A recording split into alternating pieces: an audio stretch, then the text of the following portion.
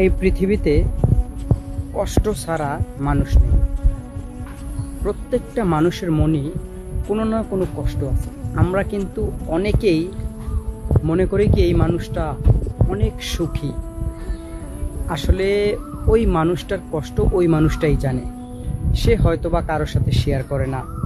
আবার অনেকে মনে করে তার থেকে অন্যান্য মানুষেরগুলো অনেক ক্ষুদ্র। আসলে না, আপনার কষ্টটা যেমন আপনার কাছে অনেক বড়, ওই ব্যক্তির কষ্টটাও তেমন ওই ব্যক্তির কাছে অনেক বড়।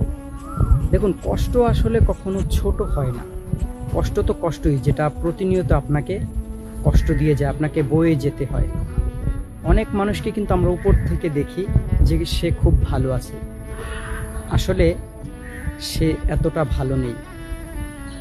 যখন তার কষ্টের কথাগুলো আপনার সাথে শেয়ার করবে তখন বুঝতে পারবেন যে সে কতটা ভালো আছে। আসলে তাই আমরা সবসময় এটা না মনে করি, মানুষের জীবনের কষ্ট সবারই আছে, কম আর বেশি প্রত্যেকের কষ্টকেই মূল্যায়ন করা দরকার। আর এই জিনিসটা আমরা অনেকেই বুঝি না, সবার কষ্ট আছে, সে হোক ধনী গরিব যাই হোক না কেন, প্রত্যেকটা মানুষের কষ্ট আছে।